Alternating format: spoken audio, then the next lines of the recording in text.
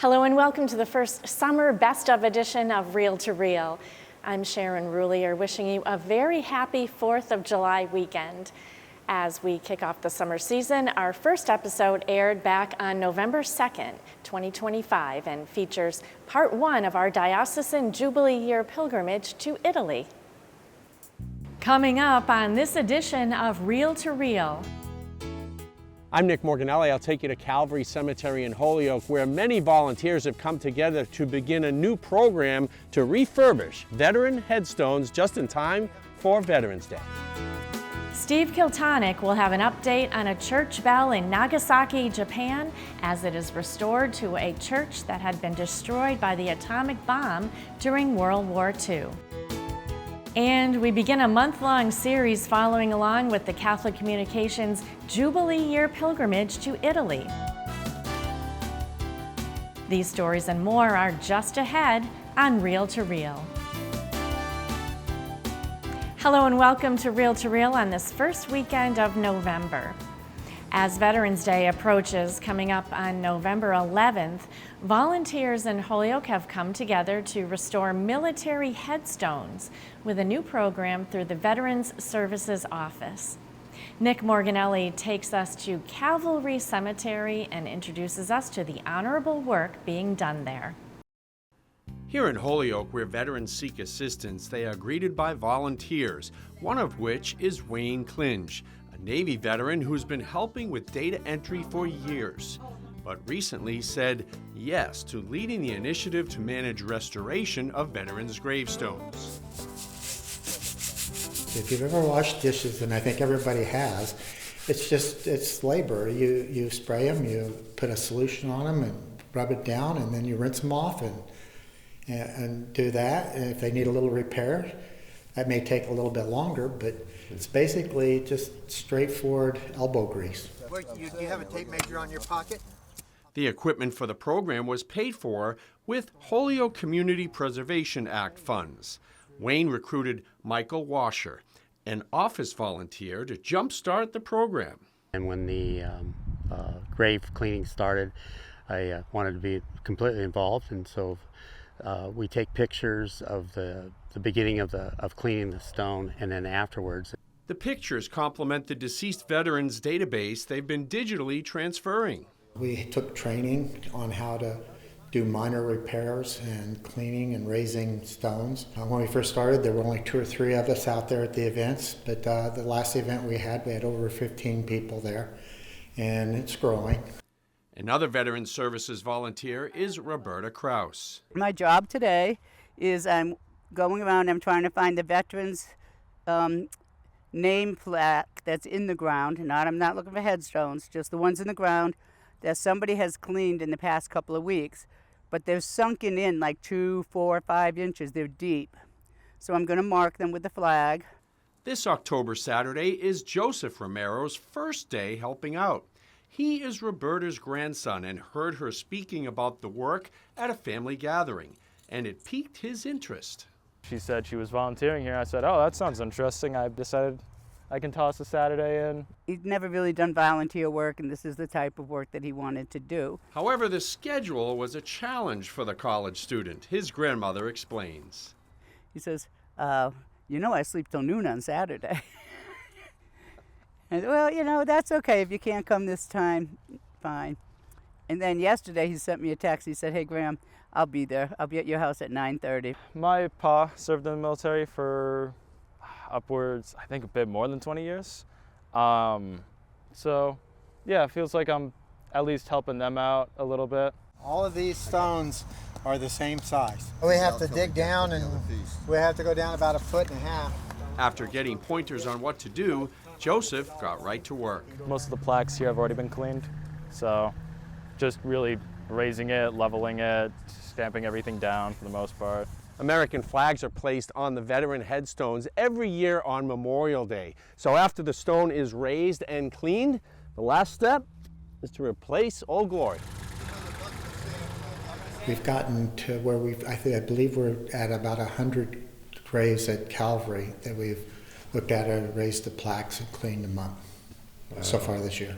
I'm honored to do it, and I'm thrilled to be able to have a worthy cause like this to do volunteer work. And I'm really pleased that my grandson's doing it with me. It's just really a heartwarming to look at a stone that has been buried to where you can't even read it, and then you bring it up and you clean it up, and a name is visible and his service and his dates. It's an amazing thing. I love this kind of work. It's volunteer, but it's the most humbling job I've ever done in my entire life. It really, when you read the stories and the information about each veteran, and then when you actually come out here and see the stones and everything, it's a real, it makes me choke up a little bit. If you have a heart to honor our deceased veterans, their surviving families, and descendants, this volunteer opportunity awaits. Honoring our veterans in Holyoke, for Reel to Reel, I'm Nick Morganelli.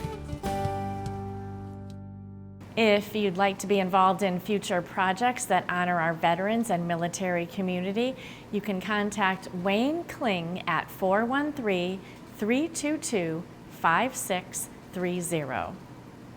St. Michael's Cathedral in Springfield hosted a Polish Day last Saturday, as those of Polish descent were invited to a special Mass and luncheon, celebrating their heritage with prayer, song, costumes, and food, honoring Polish saints during this Jubilee Year of Hope. Nearly 200 people came to St. Michael's Cathedral for a special Mass celebrating Polish culture, an opportunity for many to visit one of the diocesan Jubilee Year sites. Many people, even today, many of them said, we've never been to the cathedral before.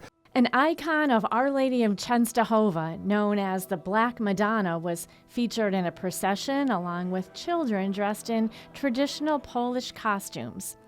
Maya Merrick and her sister Mila and cousin Natalia Doyle are keeping their family's Polish customs alive. Their roots are in Krakow, Poland. All of our vests were handmade, the skirts. I know that this one specifically was made by my great-grandmother.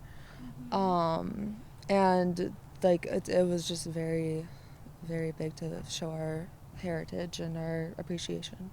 And even though they might not speak fluent Polish, Natalia says she and her cousins enjoy their heritage. Like, we have a lot of fun doing the things and listening to the Polish speaking because it's actually very nice and peaceful. Mm-hmm.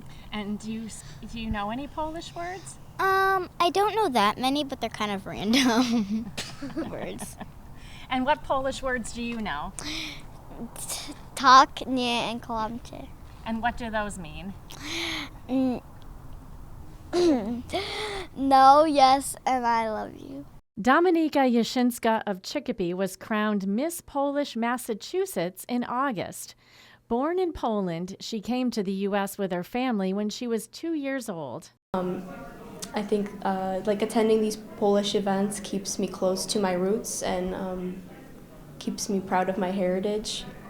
Father Michał Trzaskowski, a native of Poland who serves at St. Stanislaus Parish in Manhattan, delivered the homily. He says 3 Polish saints have inspired him throughout his life, leading with St. John Paul II. I know that I'm here because of John Paul II.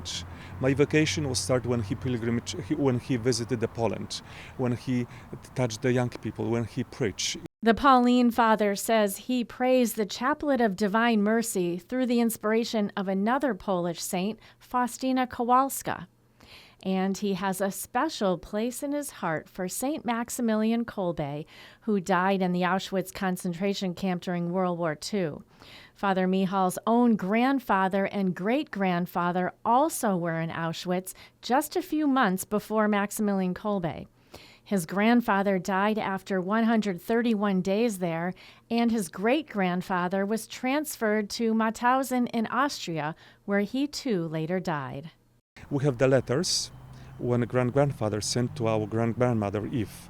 And in this letter, he mentioned, don't forget about me.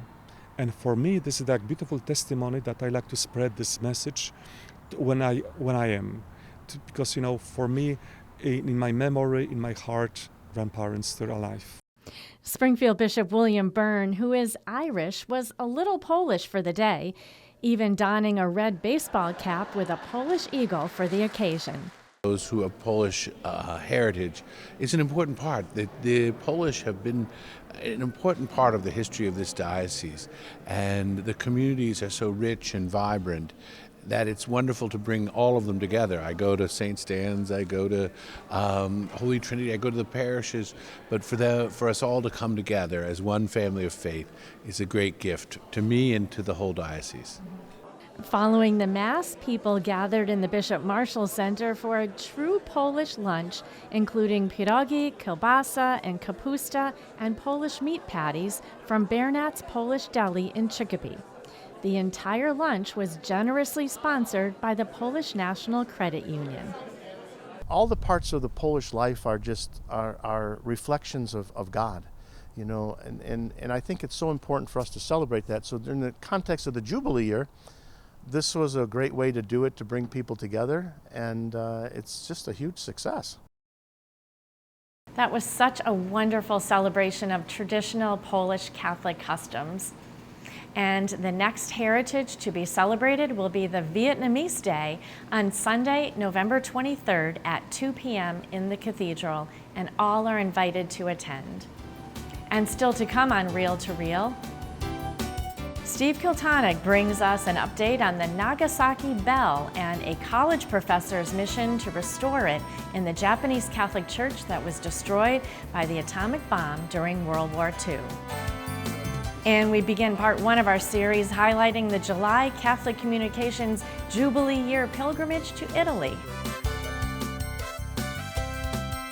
It's all still ahead on Reel to Reel.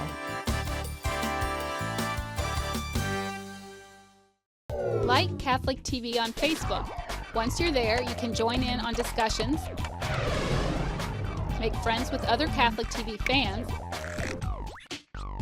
watch behind-the-scenes videos from the studio, just finished this see 1, 2, 2, and stay up to date with the Catholic world. All this at facebook.com/CatholicTV.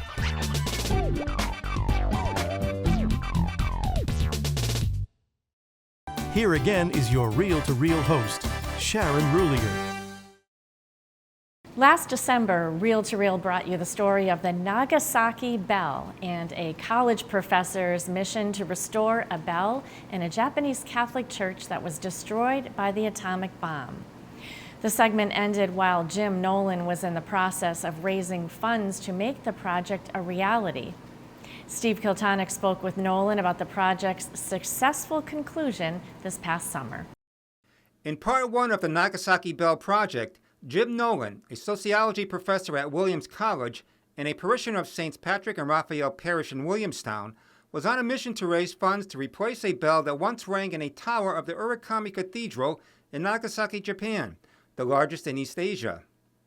The church and bell were destroyed by the atomic bomb that fell August 9, 1945, killing some 75,000 of the city's inhabitants, including an estimated 8,500 of the city's 12,000 Catholics. Before the bomb, the Urakami Cathedral had twin Angelus bell towers. The bell on the left was destroyed, but the right bell was recovered nearly intact. The surviving bell was placed in the right tower after the cathedral was rebuilt in 1959 and still rings today. What remains of the bell is in a museum next to the cathedral. The left tower has remained empty and silent since 1945, that is, until this summer. During a trip to Nagasaki in 2023, while conducting research for a book on the persecuted Catholics, Nolan spoke with a 72-year-old Urakami parishioner named Kojiro Moriuchi. Moriuchi, whose father survived the atomic blast, is a direct descendant to the hidden Christians who were persecuted in Japan for 250 years. Urakami, a suburban village of Nagasaki, was the center of the hidden Christian community. The movie Silence depicts the suffering Christians endured when Jesuit priests were exiled or executed. Moriuchi suggested to Nolan that it would be wonderful if American Catholics, as a goodwill gesture, gave a left bell to the Japanese as a replacement for the bell that was destroyed.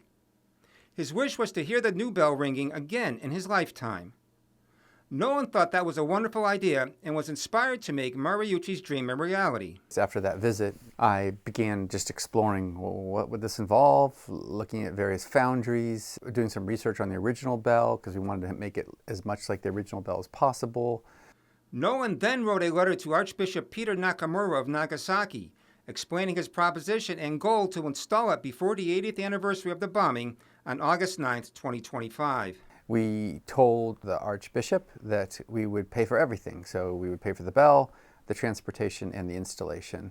And based on our various estimates, it became clear that the whole thing would cost about $125,000. In the spring of 2024, Nolan began fundraising, inviting people to contribute to the project through the St. Kateri Institute.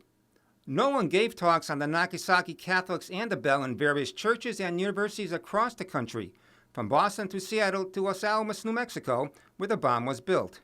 It was a wonderful experience to see the way in which the story of the Nagasaki Catholics moved people. The new bell weighs 750 pounds, roughly the same size and shape as the original, which was given to the Nagasaki Catholics by the French, and features the image of Saint Martin of Tours, a French saint. This was coming from Americans, so we thought it fitting to have an American saint. So the saint that is emblazoned on the bell that was given is St. Kateri Tekakwitha. St. Kateri, the Lily of the Mohawks, is the first Native American saint who was persecuted by her own people in much the same way the Japanese Catholics were. Nolan reached his goal of $125,000 in March 2025 with donations from 628 Catholics. The bell was cast in the Netherlands and managed by St. Louis foundry, the McShane Bell Company. The bell was finished in February 2025.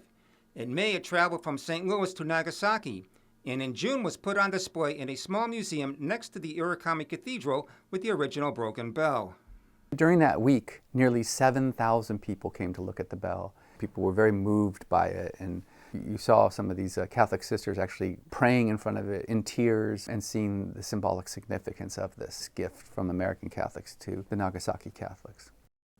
The installation of the bell, named the St. Kateri Bell of Hope, took place on July 17th, when a crane lifted the bell into place in the second tower.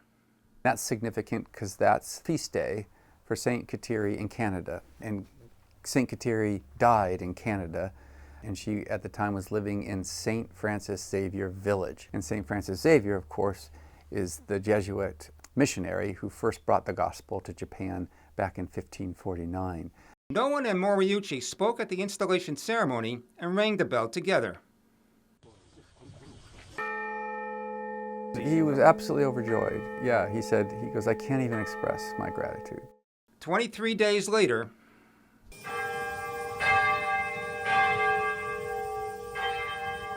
and then it rang out for the first time at 11:02 on August 9th, exactly 80 years from when it was destroyed by the atom bomb. What made me most glad was to see the joy in Moriuchi-san and in the other Urakami parishioners, to see their joy and their gratitude and their appreciation. でのことで、今このプロジェクトを進めているんではなくて、本当にそのカトリックっていう同じ一つの宗教の中で同じ神様を信じている人たちがその傷ついている自分の兄弟をやっぱりそのね助けてあげたいっていう。Nolan said when Americans were asked about the bomb and Irakami's suffering, they offered two responses. One was sorrow for what had happened, regret, a sense of empathy and this sort of thing, learning about the suffering. And then the second is respect, and that is an admiration for the Urakami Catholics and what they endured in the aftermath of the bomb, but then also what they endured for centuries of persecution and suffering. Nolan hopes the Nagasaki Bell will ultimately help to heal old wounds between Japanese and Americans. The response was one of seeing it as a kind of gesture of reconciliation, of solidarity between American and Japanese Catholics, of a kind of, healing and joy in the receiving of a gift like this. The Nagasaki Bell Project made it possible for Kojiro Moriuchi to hear the bell ring again. His dream is for the Irakami Cathedral to become a pilgrimage site where people come from around the world to hear the St. Kateri Bell of Peace ring across Nagasaki. For Real to Real, I'm Steve Kiltonic. Congratulations to Nolan for his dedication and determination to reach his goal to facilitate the healing between two nations that were once enemies. And finally today, back in July, Father Gary Daly, rector of St. Michael's Cathedral in Springfield, led an 11-day Catholic communications pilgrimage to Italy. During that time, pilgrims from the Diocese of Springfield were treated to the many cultural, culinary, and religious experiences that Italy has to offer. In part one of our series now, the group begins their journey in the picturesque town of Assisi, where they walk in the footsteps of St. Francis, St. Clare, and modern-day St. Carlo Acutis. With many stops along the way, the first part of the journey concludes in Lanciano, where the Catholic Church witnessed its first Eucharistic miracle in 750 AD. Making it safely across the Atlantic Ocean, we arrive at Fiumicino Airport in Italy to begin our 12-day pilgrimage. Well, we made it to Rome. We board our coach bus and travel 3 hours north to Assisi. Hallowed be thy name. The town of Assisi, with a population of about 28,000, is in the Perugia province, Umbria region in central Italy. It is on a spur of Monte Subasio at an elevation of 1,300 feet. The town has narrow, winding streets and is surrounded by medieval walls.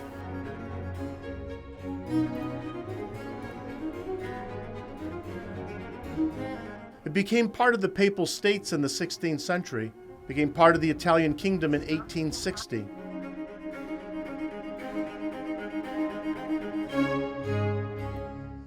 The town's most notable landmark is the Basilica of St. Francis, which was begun in 1228, just after St. Francis's canonization, and was completed in 1253. The two-story basilica consists of an upper church and a lower church. The crypt in the lower church was added in 1818, when the tomb of St. Francis was opened. It is here, at the altar of his tomb, that we celebrate our first Mass of our pilgrimage.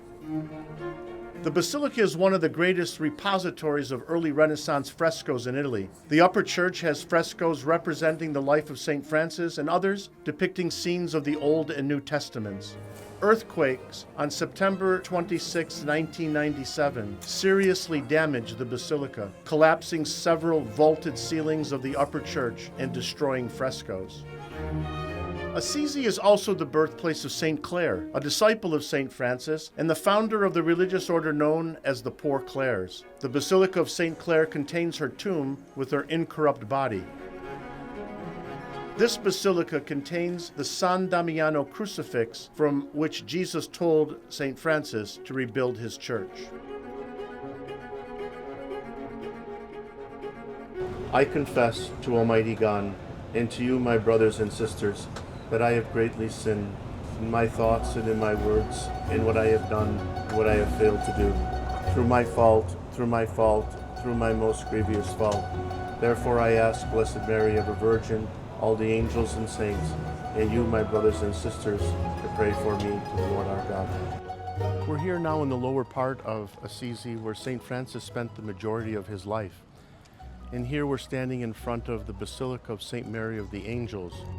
This basilica is the 7th largest Christian church. The building of this basilica started in 1569 and continued until 1667. And inside the Grand Basilica under the dome is the Porziuncola Chapel, which dates back to the 10th or 11th century and was given to St. Francis by the Benedictines, and is important because it was here that the Franciscan order was born.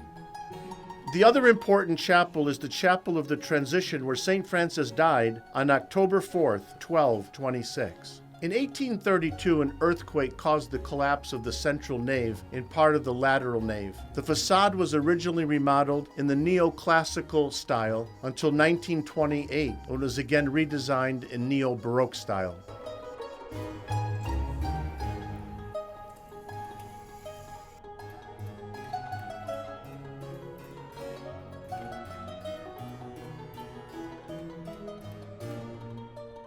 But one of the deeply impactful visits of the day was to the Church of St. Mary Major in Assisi, which contains the remains of then blessed but now St. Carlo Acutis, who died at the age of 15 in 2006. This is a place of pilgrimage for many young people.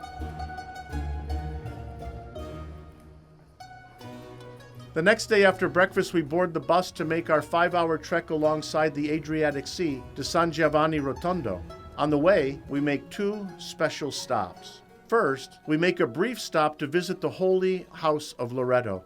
Loreto is a charming hill town of some 10,000 inhabitants. This has been an important pilgrimage destination for nearly 8 centuries. The Holy House is enclosed with ornate Renaissance-era marble beneath a large basilica, also built during the Renaissance. The house itself consists of 3 walls of stacked stones. It is believed that Mary grew up and the Annunciation took place within these walls. Tradition tells us that this house of Mary was transported from Nazareth by the holy angels. The house is now used as a chapel. Toward the front is a stone altar known as the Altar of the Apostles. Along with an ancient plate, these relics arrived in Loreto together with the Holy House.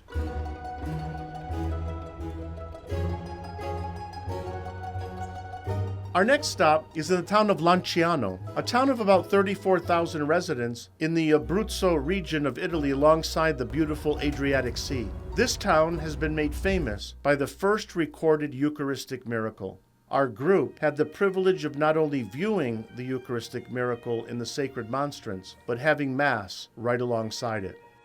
This is one of the oldest Eucharistic miracles in the history of the Church.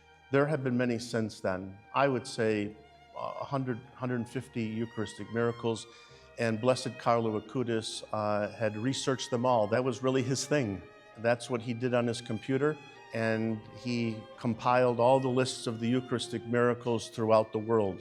The miracle took place in the year 750, when a Basilian monk was celebrating the Holy Mass. He doubted his faith in the Eucharist. While celebrating Mass, the bread and wine transformed into actual human flesh and blood. Those in attendance spread the news throughout the monastery and surrounding area. And shortly after, the blood in the chalice coagulated into 5 globules, which onlookers connected to the 5 wounds of Jesus. More than 1,200 years after this miracle, in 1970, Pope Paul VI commissioned a series of studies of the miraculous host of Lanciano. Doctors of human anatomy and histology performed separate investigations, which corroborated each other's findings. Further studies were taken up by the World Health Organization in 1973 and again in 1981, both of which confirmed the findings and discovered even more information. The results are truly stunning. The flesh has the same structure as heart tissue and the membrane of tissue lining cardiac cavities. The flesh was also discovered as being fresh, with no trace of preservatives. The globules of blood were also of human origin and determined to be of blood type AB.